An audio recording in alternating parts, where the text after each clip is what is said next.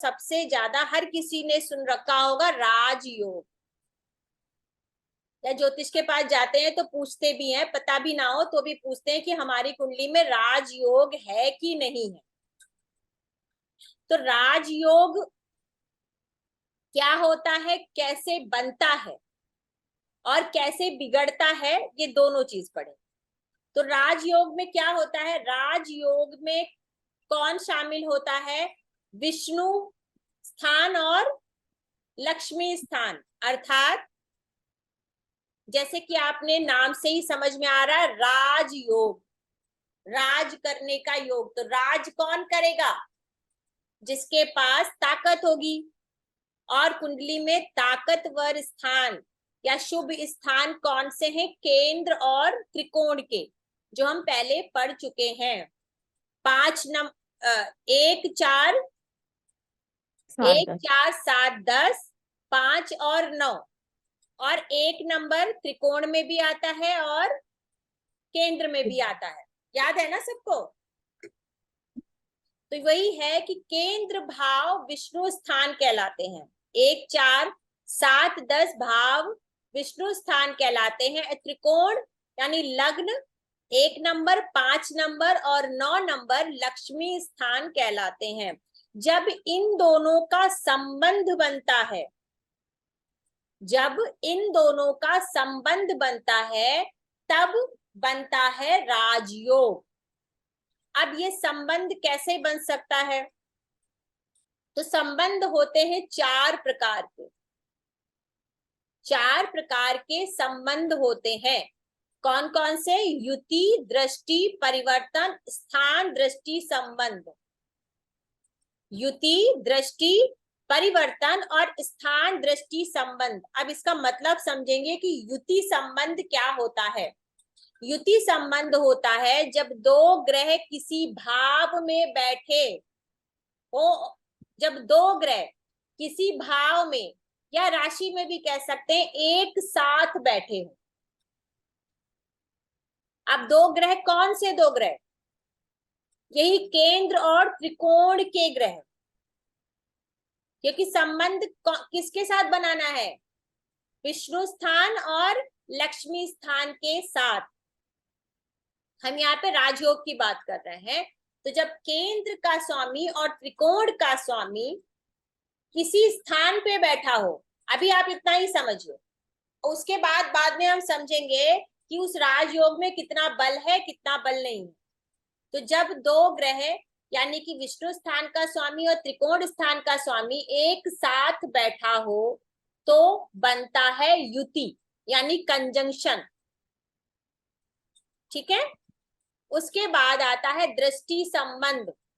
दृष्टि संबंध का अर्थ है कि जब दो ग्रह परस्पर एक दूसरे को देख रहे हो, दृष्टियां हमने पढ़ी हैं, तो परस्पर कब देख सकते हैं, जब वो समसप्तक हो, यानी कि एक दूसरे से सातवें बैठे हो, तभी परस्पर देख सकते हैं। अर्थात तो हर 3 ग्रहों की अपनी अलग दृष्टियां हैं, बाकी सारे ग्रहों की सप्तम दृष्टि है। तो जब ग्रह एक दूसरे से समसप्तक यानी कि आमने सामने बैठे हो, तब वो एक दूसरे से दृष्टि संबंध, मान लीजिए मैं यहाँ बैठी हूं और आप सामने बैठे, ठीक। अब आता है परिवर्तन संबंध। तो परिवर्तन का अर्थ क्या हो गया, परिवर्तन का अर्थ ये हो गया कि मैं आपके घर में और आप मेरे घर में, अर्थात केंद्र का स्वामी विष्णु स्थान में, केंद्र का स्वामी लक्ष्मी स्थान में और लक्ष्मी स्थान का स्वामी केंद्र स्थान। ठीक है, समझ आ रहा है सबको। और उसके बाद एक संबंध और होता है जिसे कहते हैं स्थान दृष्टि संबंध। इसका क्या अर्थ हो गया कि जब कुंडली में कोई ग्रह का मतलब 1 4 7 10 और 5 9, इन्हीं कोई का मतलब यही है, और दूसरे भाव मत लीजिएगा। कोई ग्रह की राशि कहाँ बैठी हो, उस मतलब अगर केंद्र का स्वामी, मान लीजिए केंद्र का स्वामी बैठा है त्रिकोण में, और त्रिकोण का स्वामी उसे देख ले, त्रिकोण का स्वामी उसे पूर्ण दृष्टि से देख ले, तो उससे बनता है, हमने पहले पढ़ा आपस में दृष्टि संबंध। ठीक है, इसको ऐसे समझिए कि मैं आपके घर में बैठी हूं, और मैं आपको नहीं देख पा रही हूं, मैं आपको नहीं देख पा रही हूं, लेकिन आप मुझे देख रहे हो। यानी उस घर का जो स्वामी है वो उस ग्रह को भी देख रहा है और अपने घर को भी देख रहा है। जैसे यहाँ मैंने एग्जांपल लिखा है, जैसे गुरु शनि की मकर राशि में बैठा हो, मान लीजिए गुरु शनि की मकर राशि में बैठा हो और शनि अपनी तीसरी, सातवीं या 10वीं दृष्टि से गुरु को देख ले। अब 7वीं दृष्टि से अगर देखेगा, समझिएगा, 7वीं दृष्टि से अगर देखेगा तो गुरु भी उसको देख लेगा। अगर 7वीं दृष्टि से आमने सामने की दृष्टि से कोई देख रहा है तो गुरु के पास भी तो 7वीं दृष्टि है, गुरु भी देख लेगा। तो यहाँ पे 7वीं को छोड़ दीजिए, मैं इसको करेक्ट कर दूंगी, तीसरी और 10वीं दृष्टि से देखो, तीसरी और 10वीं दृष्टि से, यानी अपनी पूर्ण दृष्टि से देख लो, तो अब उसका घर भी मजबूत हो गया। जैसे हमने पढ़ा है कि कोई भी भावेश यानी कि कोई भी लॉर्ड, कोई भी ग्रह जब अपने ही घर को देखता है तो वो मजबूत होता है।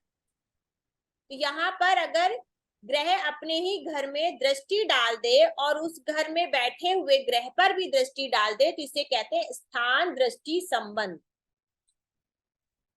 अच्छा, इन 4 में से सबसे स्ट्रॉन्ग कौन सा योग होता है?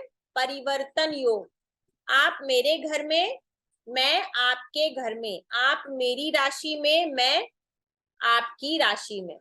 अब एग्जाम्पल लेंगे तो देख बहुत क्लियर पता चलेगा। इसके बाद और एक और संबंध क्या होता है, एक संबंध और होता है जिसकी चर्चा ऐसे तो बहुत ज्यादा होती है, हर जगह आपको पता दिखाई देगा, लेकिन उसका रिजल्ट उतना स्ट्रॉन्ग नहीं मिलता।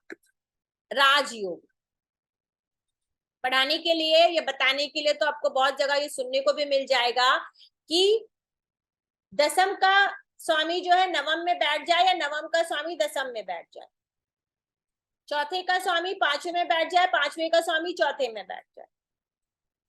ठीक है, तो एक संबंध और होता है जिसे स्थिति संबंध कहते हैं, यानी कि केंद्र का स्वामी त्रिकोण में, त्रिकोण का स्वामी केंद्र में।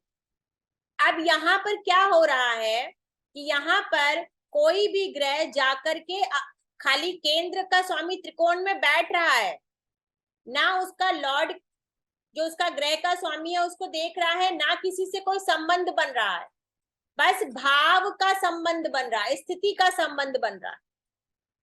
ऐसे में भी लोग बोलते हैं कि ये राजयोग है, लेकिन उस राजयोग का बहुत अच्छा फल नहीं देखा जाता। मैंने स्टार्टिंग में क्या बोला आपको कि कोई भी अकेला चना भार नहीं फोड़ सकता, आपको योग बनाने होंगे, युति बनानी होगी। संबंध जो बनते हैं, संबंध का अर्थ ही यही हो गया कि एक का दूसरे से संबंध, एक का दूसरे से संबंध जब बनता है तब वो संबंध स्ट्रॉन्ग होता है।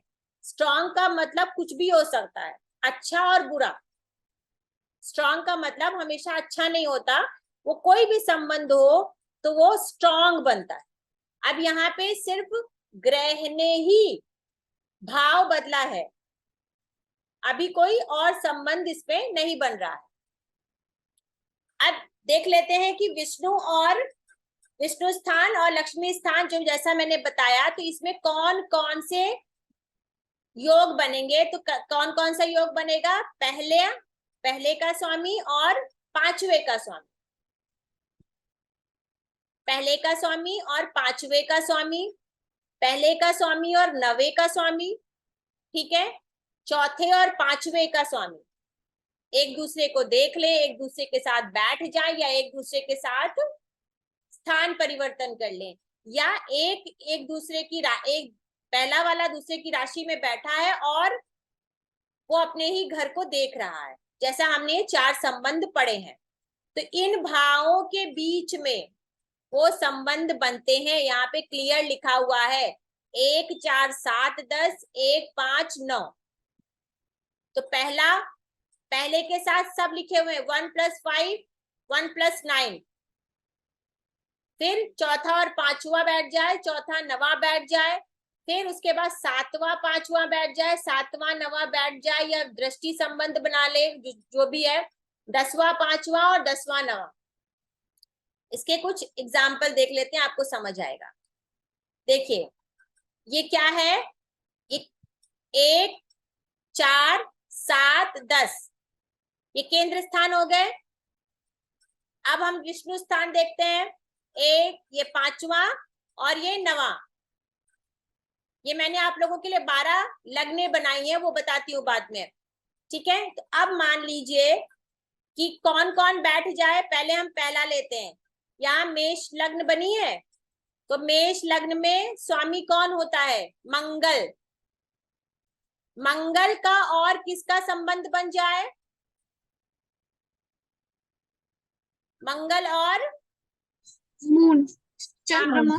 चंद्रमा का संबंध बन जाए अगर, ठीक है, यहाँ बैठ जाए, यहाँ बैठ जाए, कहीं भी बैठ जाए, या एक दूसरे को देख ले।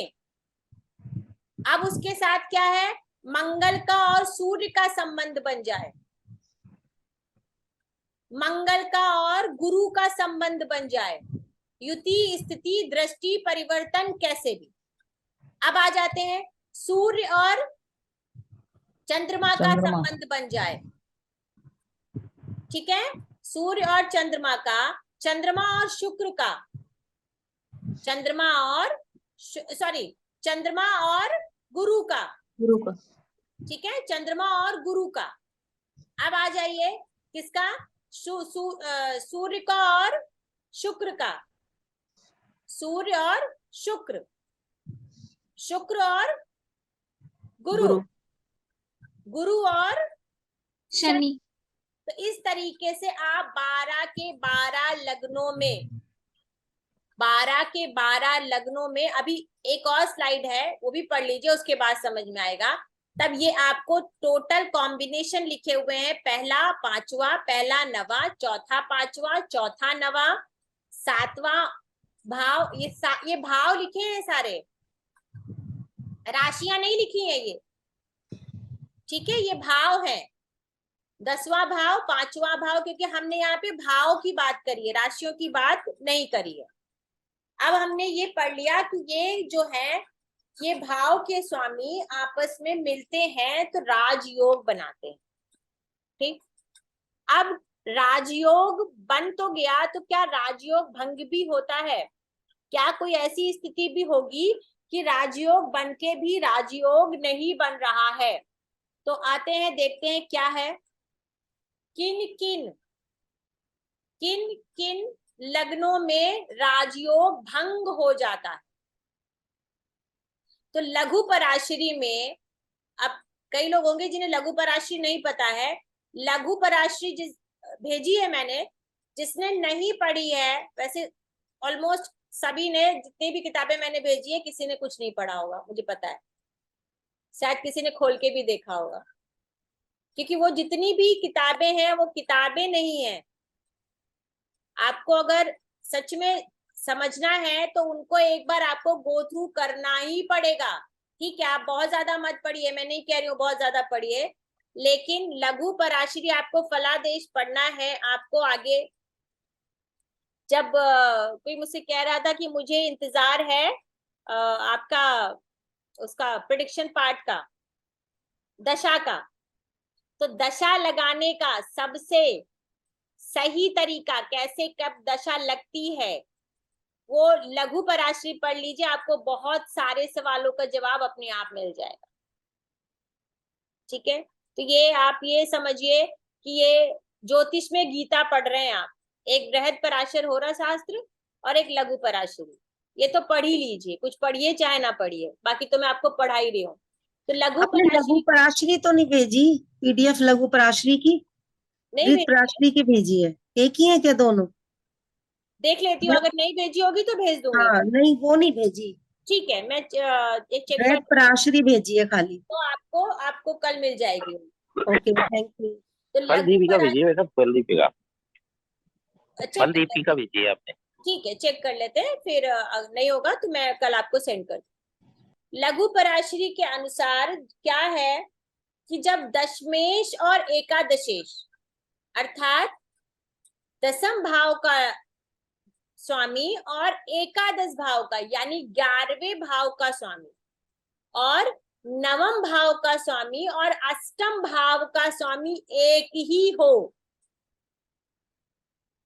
तो आपका राजयोग भंग हो जाता है।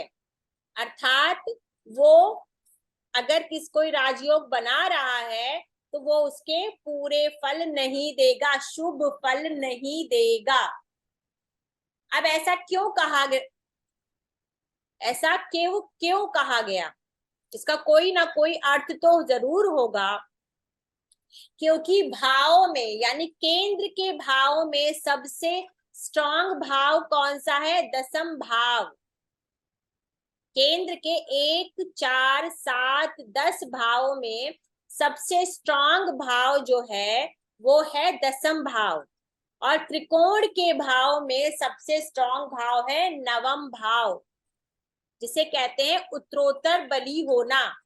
यानी कि पहले से चौथा बली है, ठीक है, चौथे से सातवां बली है, सातवें से 10वां बली है, ऐसे ही पहले से पांचवा बली और पांचवे से नवा बली। तो अब ये समझ लीजिए कि 10वां भाव बली है। अब वही एकादश भाव का स्वामी हो, अगर वही 10वें भाव का और एकादश भाव का, तो एकादश भाव जो है वो इच्छाओं का है, हमारी कामनाओं का है, ठीक है। तो इच्छाएं और कामनाएं ये क्या है? ये राजयोग देने की चीज नहीं है, ये राजयोग बनाने की चीज है। इच्छाएं और कामनाएं जब हम करते हैं तो हम उसके लिए क्या करते हैं? प्रयत्न लेते हैं, प्रयत्न करते हैं, ठीक है।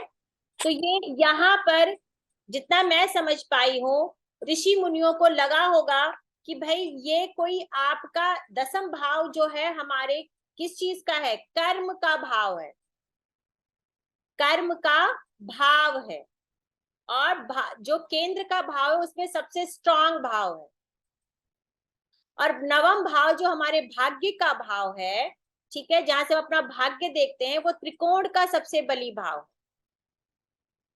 तो हमारा भाग्य जो बनता है वो हमारे कर्म से बनता है, इस जन्म के कर्म कह लीजिए या पिछले जन्म के कर्म कह लीजिए।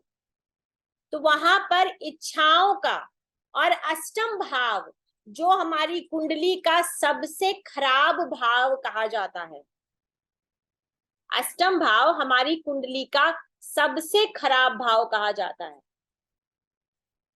अगर भाग्य का संबंध अष्टम से हो जाता है तो 100% कहीं ना कहीं भाग्य में कमजोरी आ ही जाती है।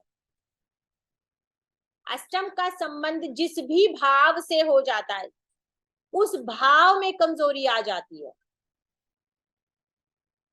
तो ऐसे दो भाव जहां पर एक तो जिसे पहले से ही खराब, अष्टम भाव को सबसे ज्यादा खराब भाव कहा गया, और एकादश भाव जो हमारी इच्छाओं का भाव है, जिसे हमें अब खुद पूरा करना है, उसको राजयोग में नहीं लिया जा सकता। तो मेष लग्न में कौन? शनि से बनने वाला राजयोग भंग हो जाता है। ये देखिए, ये मेष लग्न की कुंडली है। अभी हमने पढ़ा कि केंद्र स्थान का स्वामी और लक्ष्मी स्थान का स्वामी। अब मान लीजिए, क्यों यहाँ पे? क्योंकि शनि की एक राशि कहाँ जा रही है? एकादश भाव में, 11वें भाव में एक राशि जा रही है। तो मेष लग्न में अगर शनि कोई राजयोग बना रहा है, अब समझ लीजिए यहाँ पे एक राजयोग बना है, शनि ने एक राजयोग बना रखा है, केंद्र और त्रिकोण का संबंध है। दिख रहा है सबको? किसका किसका संबंध है, किसकी किसकी युति है? मार्स और सैटर्न की यस, तो मार्स कौन हो गया? लग्न केंद्र, और केंद्र का लग्न। ठीक, तो जी। यहाँ पर ये राजयोग बन के भी राजयोग नहीं हुआ। पूजा एक बार दोबारा बता देना इसको। ये मार्स तो समझ गई, सैटर्न तो। सैटर्न, ये देखिए 10 नंबर की राशि शनि की है। हाँ, तो मतलब अंदर अंदर भी बना सकते हैं आपस में, वो केंद्र वाले आपस में भी योग बना सकते हैं। नहीं नहीं, हमने 1 नंबर को क्या लिया है, केंद्र भी लिया है और त्रिकोण भी। त्रिकोण भी लिया है। ये नहीं, देखिए, एक्चुअली सेवेंथ वो उसके लिए पूछे क्योंकि सेवेंथ उच्च राशि है ना सैटर्न की। नहीं नहीं, वो सब भूल जाइए, वो नहीं ले रही, मैं बात कर रही। मैं समझ गई। केंद्र। ये देखिए विष्णु स्थान यहाँ लिखा है मैंने, हाँ, 1 4 7 10। ठीक है, और लक्ष्मी स्थान में भी 1 लिखा हुआ है। हाँ, तो अब ये देखिए क्या बना, एक जो पहला भाव है वो विष्णु स्थान भी है और लक्ष्मी स्थान भी है, ओके ओके गुड। ठीक है। तो पहले भाव के स्वामी के साथ 10वें भाव के स्वामी की युति हो गई, हाँ, समझ गई, यस ठीक है। गॉट। तो हमने इसको पहली नजर में देख लिया कि अरे वाह, शनि तो उच्च का हो गया, बहुत अच्छा हो गया, और इसने क्या कर दिया, इसने राजयोग बना दिया, राजयोग बना दिया। तो अब इस राजयोग का फल जातक को मिलना चाहिए। तो यहाँ पे क्या लिखा हुआ है, सीधा सीधा, कि जब दशमेश और एकादशेश एक ही ग्रह हो तो क्या होगा, राजयोग नहीं बनेगा, राजयोग भंग हो जाएगा। ठीक, तो ये देखिए, फिर से देखिए, सैटर्न कौन है, 10वें का भी स्वामी है और 11वें का भी स्वामी है, तो यहाँ पे ये राजयोग नहीं बना है। ये शनि और मंगल, कि जिस जातक की कुंडली है, अगर ऐसे देखा जाए तो राजयोग बना, तो इस जातक को क्या होना चाहिए, विवाह के बाद, क्योंकि जिस भाव में बनेगा उस भाव की जागृति के बाद उसको राजयोग का फल मिलना चाहिए। तो विवाह के बाद इस इंसान की जिंदगी ही खराब हो गई, मतलब विवाह होके भी विवाह जैसा कोई संबंध नहीं है। अब ये राजयोग दे रहा है या क्या दे रहा है, ठीक है। तो अब हमें, अब ऐसे तो हमने देख लिया शनि उच्च का हो गया, मंगल जो है वो लग्नेश होके यहाँ बैठ गया, क्योंकि कुंडली को समझने के लिए, मैं फिर बोल रही हूँ, कुंडली को समझने के लिए हमें बहुत ज्यादा ओपन माइंडेड रहना पड़ेगा, हर पर्सपेक्टिव से कुंडली को देखना पड़ेगा। अब ये योग, ऐसे तो हम खाली ये ले लेते कि 10वें का स्वामी बैठा हुआ है और पहले का स्वामी बैठा, 8वें का स्वामी बैठा है, एक ये पोजीशन हो गई कुंडली को देखने की। और फिर दूसरा क्या बैठा हुआ है, एक राजयोग बना रहा है, तो क्या ये राजयोग बन रहा है या ये राजयोग भंग हो चुका है? भंग हो गया। ये राजयोग नहीं है। अब उसके बाद जब ये राजयोग नहीं है तो कुंडली को देखने का पूरा पूरा पर्सपेक्टिव चेंज हो गया। चलिए अब दूसरे पे आते हैं। अब दूसरा कौन सा, मिथुन लग्न में शनि से बनने वाला राजयोग भंग हो जाता है।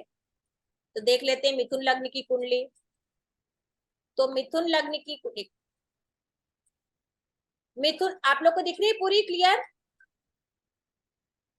हाँ मैम, दिख रही है।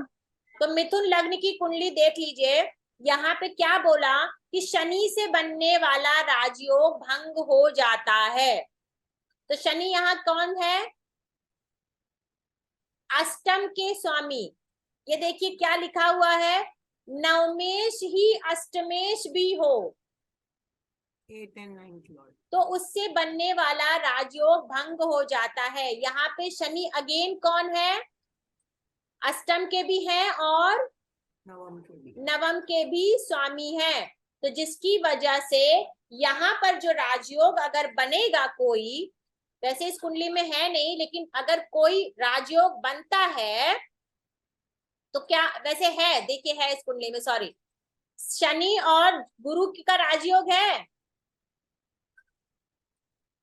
शनि और गुरु का राजयोग दिख रहा है, हाँ मैम दिख रहा है। दृष्टि संबंध वाला राजयोग। कौन Yes. सा? दृष्टि संबंध वाला राजयोग। तो शनि, अगर हम शनि को क्या लेते हैं, नवम भाव का स्वामी लेते हैं, और जुपिटर तो वैसे भी 2 केंद्र का स्वामी हो गया, तो ये दोनों आपस में क्या कर रहे हैं, दृष्टि संबंध है इनका। ठीक, तो ये पहली नजर में हमें देखने में लगेगा कि भाई यहाँ पर इनका दृष्टि संबंध हो गया है, ये राजयोग हो गया है, लेकिन ये राजयोग होने के साथ साथ राजयोग भंग हो। अब ये जो दृष्टि संबंध है वो ठीक है, हम भावों के स्वामियों की दृष्टि लेंगे, लेकिन राजयोग वाली दृष्टि नहीं लेंगे। अब आ जाते हैं, सिंह लग्न में गुरु से बनने वाला राजयोग भंग हो जाता है। सिंह लग्न में गुरु से बनने वाला राजयोग भंग हो जाता है। अब सिंह लग्न की कुंडली देख लेते हैं। तो सिंह लग्न में कुंडली यहाँ अष्टम का स्वामी हो गया गुरु। ठीक है जी। तो अष्टम का स्वामी भी राजयोग क्या कर देगा, हमने क्या लिया है, अष्टम और 11वां भाव, अष्टम और 11वां भाव का जो लॉर्ड है वो राजयोग भंग कर देता है। तो गुरु यहाँ पे कौन हो गया, पंचमेश होने के साथ साथ अष्टमेश हो गया। तो अष्टमेश अगर कोई राजयोग बना रहा है तो वो राजयोग में काउंट नहीं होगा। अब मान लीजिए कि यहाँ पे गुरु और मान लीजिए यहाँ मार्स होता, ठीक है, या सूर्य ही होता, तो हम क्या कहते कि यहाँ पे राजयोग बन गया, चाहे सूर्य ले लीजिए चाहे मंगल ले लीजिए, तो इन दोनों की दृष्टि संबंध हो जाती या साथ में बैठ जाते तो हम कहते राजयोग बन गया, लेकिन ये राजयोग नहीं बना, ये राजयोग अपना पूरा फल नहीं देगा। अब आते हैं मकर लग्न में मंगल से बनने वाला राजयोग भंग हो जाता है। मकर लग्न में मंगल से बनने वाला राजयोग, तो मंगल से बनने वाला राजयोग क्यों, मंगल कौन हो गया, 11वें का 11वें का स्वामी हो गया। अब अगर हम इसको क्या लेते हैं, मकर लग्न में ये केंद्र का स्वामी है, हाँ केंद्र का स्वामी है। अब मंगल ये देख यहाँ बैठा हुआ है, ठीक है, तो मंगल अब यहाँ वीनस के साथ बैठा हुआ है, हाँ तो इसको राजयोग कहेंगे, हाँ नहीं कहेंगे। क्या पढ़ा हमने, राजयोग विष्णु नहीं, विष्णु के साथ करना है, केंद्र का विष्णु स्थान से, ये सॉरी तो ये विष्णु स्थान है ना, ये नहीं, विष्णु स्थान, ये लक्ष्मी स्थान, लक्ष्मी स्थान के स्वामी से नहीं हो रहा है। नहीं संबंध बन रहा है, पर 11th लॉर्ड इसलिए वो 11th लॉर्ड भी है। लीना फिर से समझो, केंद्र और विष्णु स्थान का संबंध बना, मंगल 1 नंबर का स्वामी कौन है, मंगल, हाँ वीनस के साथ, हाँ और वीनस कौन है, विष्णु स्थान का स्वामी है, और केंद्र स्थान का स्वामी दोनों है, हाँ ठीक है। तो वीनस तो बहुत स्ट्रांग है यहाँ पे, हाँ आगे मैं बताऊंगी कौन से पूर्ण योगकारी होते हैं, तो ये बहुत स्ट्रांग है। तो ये दोनों कहाँ बैठ गए, नवम भाव में, नवम भाव में। इसका मतलब ये तो बहुत अच्छा हो गया, राजयोग बन गया, यस बहुत अच्छा राजयोग बन गया। लेकिन हमारा पॉइंट क्या है कि 11वें भाव का स्वामी राजयोग क्या कर देता है, मकर लग्न में बनने वाला राजयोग भंग कर देता है, तो ये राजयोग नहीं है, ये राजयोग नहीं है। किसी ने पढ़ा था आज से पहले, नहीं, 11वें और 8वें का स्वामी राजयोग भंग भंग कर बिल्कुल देता है। नहीं नहीं ठीक है, तो इसलिए ये डेप्थ जाननी बहुत जरूरी है। मेरी पूरी कोशिश रहती है कि मैं आप लोगों को वो बताऊं जो कोई नहीं बताता है। और ऐसा नहीं कि ये मैंने उजागर किया है, मैंने खुद लिखा है, ये शास्त्रों की लिखी हुई बात है, शास्त्र मत बात है। इसलिए जो पढ़ेगा वो जानेगा, जो सुनेगा वो नहीं जानेगा, क्योंकि सुनेगा तो वही जो कोई बोल रहा है। ये जरूरी नहीं है कि जो सामने वाला बोल रहा है वो सही भी है। इसीलिए कहते हैं कि पढ़ना बहुत जरूरी है। शास्त्रों को पढ़ना, उस विद्या को जो आप जान रहे हो उसके विषय में पूरी जानकारी आपको होनी चाहिए कि वो कहाँ से है। और मैं कोशिश करती हूँ हमेशा कि आपको शास्त्रों की बात बताऊं जिसे यूज किया जाता है और सही प्रेडिक्शन के लिए। अब आगे आ जाता है कुंभ लग्न में बुध से बनने वाला राजयोग भंग हो जाता है। तो कुंभ लग्न की भी कुंडली देख लेते हैं एक बार। तो कुंभ लग्न की कुंडली में कहाँ आ गया, जो बुध है वो कहाँ का स्वामी हो जाता है, 8 9 अष्टम का का। स्वामी, अष्टम का स्वामी हो जाता है। ठीक है, तो वो क्या करता है, वो राजयोग को भंग कर देता है। अच्छा, अब यहाँ पे कई लोगों ने, और जो जिन्होंने पढ़ रखा है उन्होंने ये भी पढ़ा होगा कि 12वें का स्वामी और छठे का स्वामी आपने क्यों नहीं लिया मैडम। करेक्ट है, ये सवाल आ सकता है कि 12वें का और छठे का स्वामी आपने क्यों नहीं लिया। तो 12वें का स्वामी क्या होता है, 12वां और दूसरा, शायद मैंने पिछली क्लास में बताया था कि ये सहधर्मी होते हैं। 12वां और दूसरा ये कोई बहुत बुरे रिजल्ट वाले नहीं होते हैं। ये जिस प्लैनेट के साथ होते हैं उसके जैसा बर्ताव करते हैं, सहधर्मी होते हैं। आपके साथ हैं, अगर अच्छे प्लैनेट के साथ हैं, अच्छे ग्रह के साथ हैं तो ये अच्छा करेंगे, बुरे ग्रह के साथ हैं तो ये बुरा करेंगे। छठा भाव जो होता है, छठा भाव जो होता है वो इतना बुरा नहीं होता है। छठा भाव इतना बुरा नहीं होता है, वो हमारे कर्मों का भाव, हमारे भाग्य का, कर्म का भाग्येश है ये, कर्म का भाग्य है ये। तो छठे भाव का संबंध, अब अगर कन्या लग्न की कुंडली लेते हैं, और अक्सर लोग कहते हैं कि कन्या लग्न में अगर शनि से कोई राजयोग बन रहा है तो वो भंग हो जाता है। बिल्कुल भंग नहीं होता शनि से बनने वाला राजयोग।